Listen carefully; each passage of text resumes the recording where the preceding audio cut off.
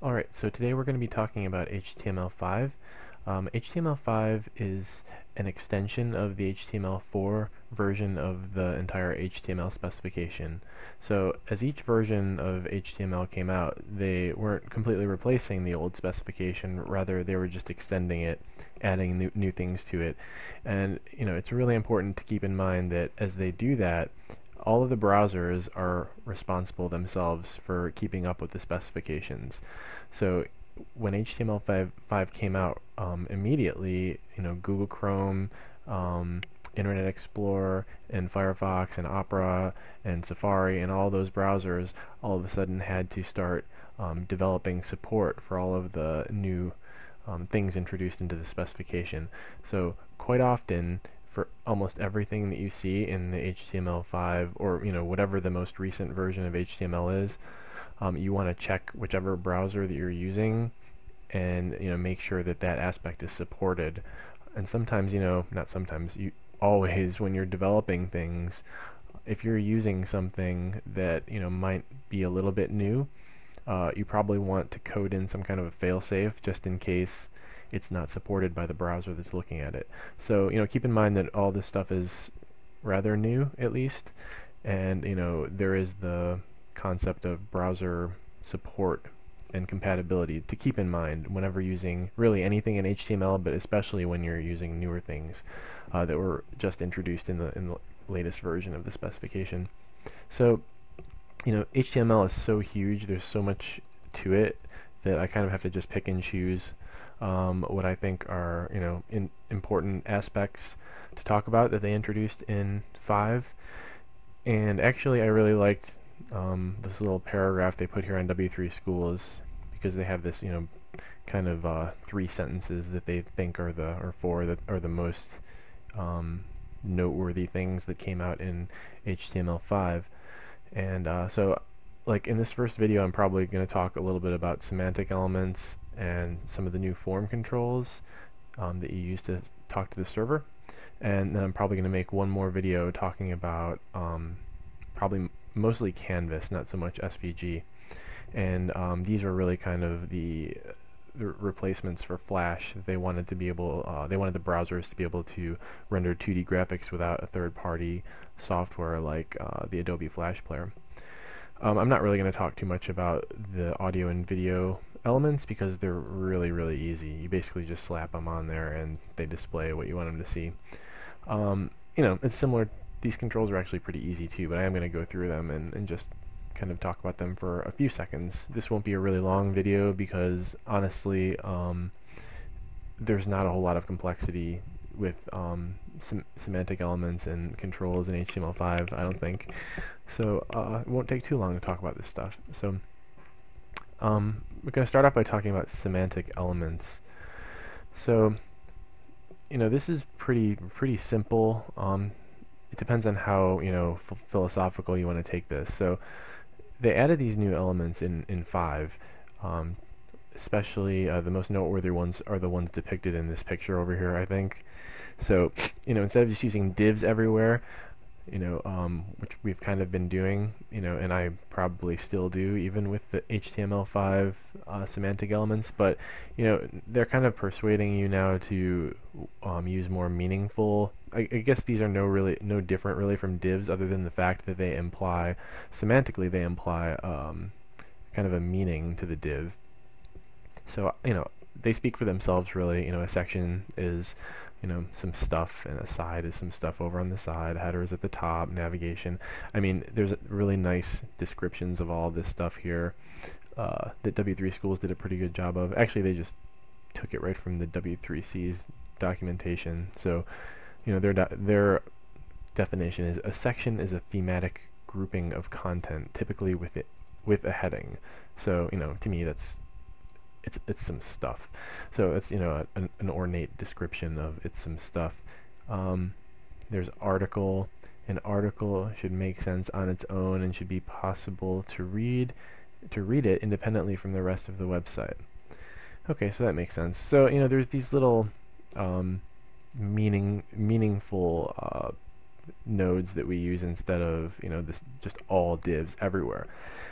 So to me this gets a little a little bit philosophical because, you know, sometimes when I think about it, we really had that before. It was just our responsibility to make sure that we used CSS in such a way that we were marking up our content layer appropriately. And I've been talking about this in the previous weeks. I've been saying, you know, give every level of your scope in the content layer, give it a meaningful class in order not to say like what it looks like, but to say what it is. You know, we've been wrapping, for example, if we had you know, a home page, we would wrap the entire page in a home div, or a div with the class home on it, and then, you know, we would try to create divs inside of that would, where the class names would talk semantically about the type of content that was in. Like if you recall, we made tables. They were just all divs, and they would have classes on them called, like, you know, row or column. That's really the same thing that they're kind of getting at here. The only difference is, instead of pushing that responsibility to the CSS layer, they're making it part of the content layer itself. So, you know, technically I guess it's good because they're kind of, you know, definitely forcing you to make the content itself, you know, without any CSS at all, meaningful about what's inside of it. Sometimes I just feel like it's unnecessary because I'm just so used to putting meaningful styles on everything anyway, which semantically describes the whole page. So I kind of felt like I already had that without the introduction of the semantic elements. The one thing I guess though that, you know, I read it a little while ago, there's like a Y down here somewhere. Yeah, Y semantic elements. So this kind of made sense to me, I guess. Where does it say it?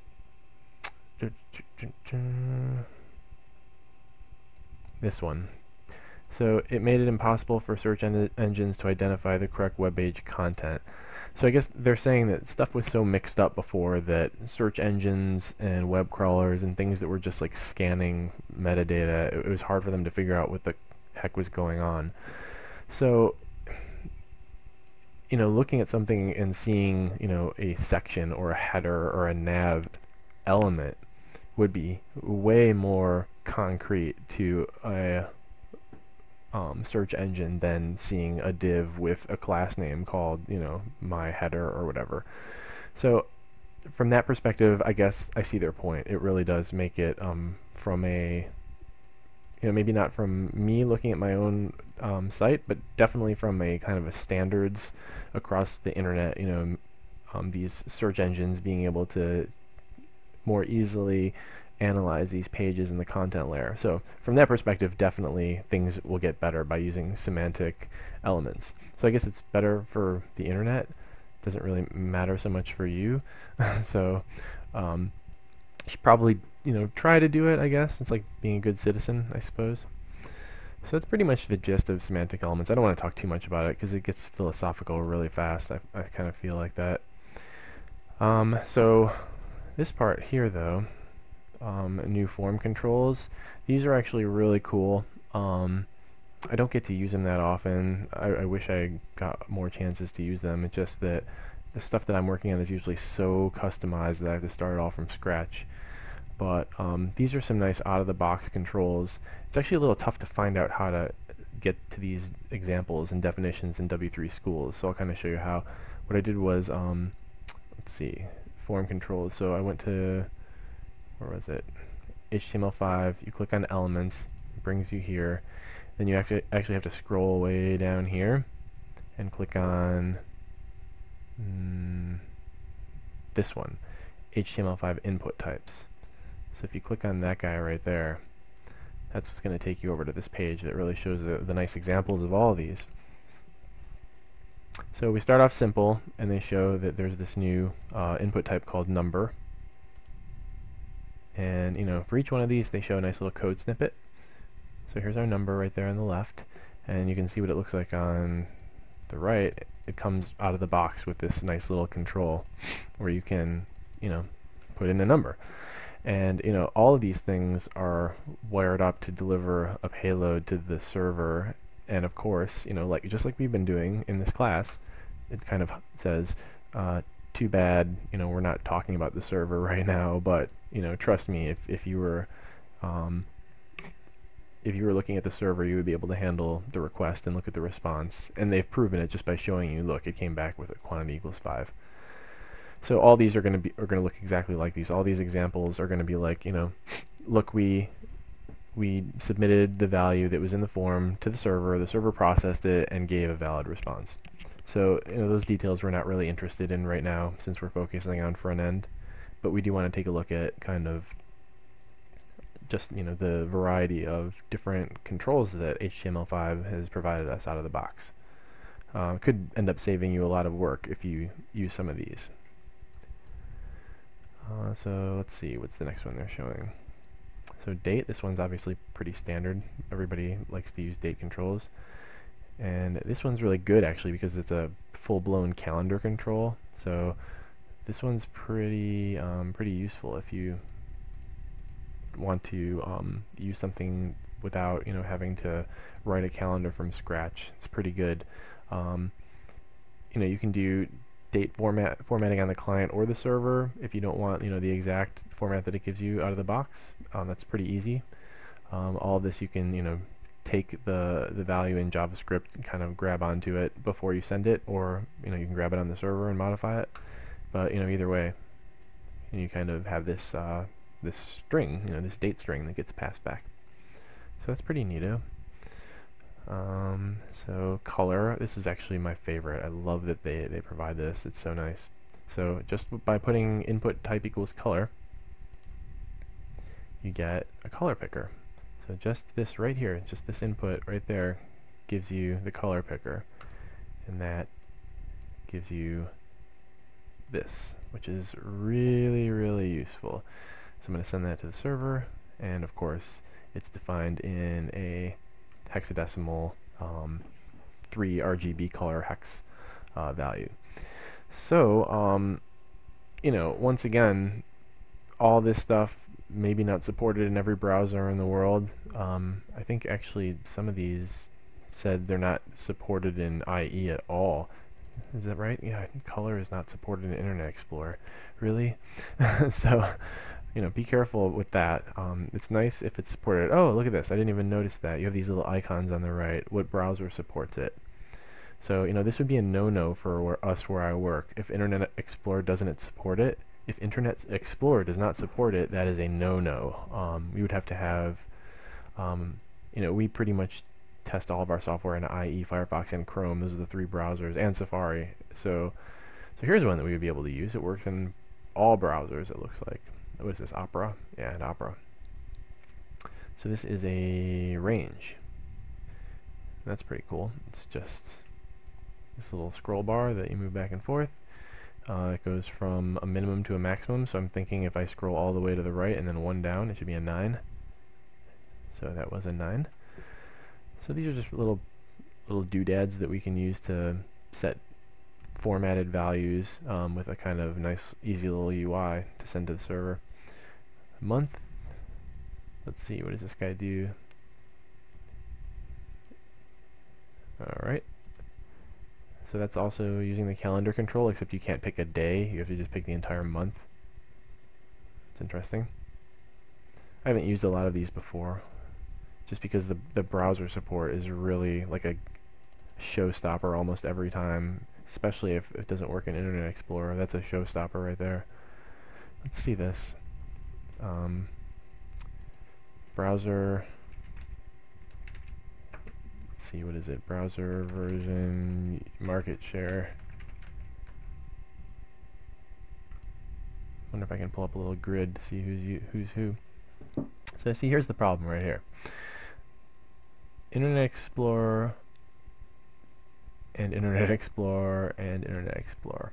So you've got like half of the market using IE. Is that even true? I hope that's not true. It's got to be better than that. I'm not sure which one of these graphs to trust, but Chrome has got to be more than that now.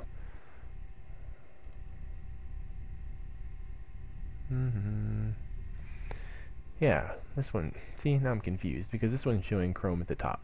Either way, the point is Internet Explorer is still a major player. God knows why. I don't know why people use it, but it's still such a huge market share that you can't implement something that's not going to work on Internet Explorer. So, it's tough, but it's the way it goes so far. This one's a week. I'm guessing that's going to be the same thing. So I can pick anything by the week. It'll select the whole week in the calendar. That's pretty cool. Interesting. It's an interesting string format. W47. A time. Oh, that's cool. You can pick each aspect and go up and down on it. Gives you military time with AM PM. No, not military time. That wouldn't have AM PM. Let's see. %3. 13A59.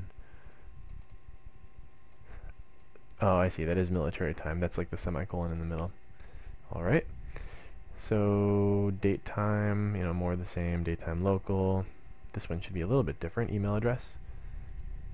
Huh, this is interesting. I wonder what kind of validation this is going to give us. I've never used this one before. So if I just say Donnie, I wonder if it'll give me an error. Aha, nice. That is pretty cool. Donnie at blah. Oh, it let me do it. Well, they should look for a dot, I think, in the domain name, but it's okay. It's still pretty good. It's better than nothing. A search. I wonder what a search is different than a text box. It's maybe a button and a text box at the same time? Or does it... wonder if it has some kind of autocomplete on it. Input search type. Input type equals search. I have to research more about that. I guess it just has like a history in it. It'd be nice if it was actually using some kind of autocomplete like Google has, but that would be ridiculous. It would be using up a lot of their server power. Telephone. Tel is supported only in Safari 8. Okay, we probably don't care about that one at all then. And finally, the last one, URL. Not supported in Internet Explorer 9. So HTTP. Actually, what if we just said hello? Let's see what happens here. Please enter a URL. Okay. Hello.com. Doesn't like that either. How about www.hello.com? Oh, good. It wants the whole HTTP. HTTP. www.hello.com. Cool. So all of these things give you at least something out of the box. Some of them seem still a little bit problematic and maybe require a lot more customization, but still, something's better than nothing. So I think they put, some time and thought into these. I would encourage you, before I move on to Canvas, all this stuff here that's kind of in this area here. Before I did this chapter and before I did this tutorial, I started reading some articles out on the web just to see kind of how people feel about HTML5 semantic elements and controls. And to be completely honest, I found a lot of people that hated it. And it's hard for me to sum up everything I read, and I'm not going to try. But what I wanted to say was, go out there and read some articles and see if you can find other people's opinions about them, why some of this stuff is good, why some of it is bad. Everybody has their own opinion, so I suppose there is no objective answer. But I found it pretty interesting, what some people had to say about, whether or not semantic elements were a good thing and how useful some of these controls were. I can say from my experience, I have really not used these things a lot at all. Really, the only thing that I've used in HTML5 quite a bit has been Canvas, which I'm going to talk about next. But I'm not trying to say that these aren't the right way to develop. Certainly, the W3C is pushing for them and wants them to be used more. And they're part of our curriculum, so we're learning them. But at the same time, it's good to stay on top of new things from both angles, because things that just came out, people are still trying to get a grip on how to use them, if they're good, when they're good, because then in the next incarnation of the technology, they'll be able to learn from their mistakes and take the things that they did right and make them even better. So I encourage you to do that, and that's pretty much all the time that I want to spend giving my opinion about them, because I don't really have real strong opinions on them. I use them if in the context of the project that I'm working on, if they seem necessary. I do though have a lot of technical stuff to say about Canvas, so I'm gonna talk about that in the next video, and that's going to involve a lot of cool 2D graphics drawing and a lot of JavaScript. So we get to do programming and we get to do graphics, which is basically like getting into the realm of video games, which is something I like a lot. So that'll be fun, and we'll talk about that next.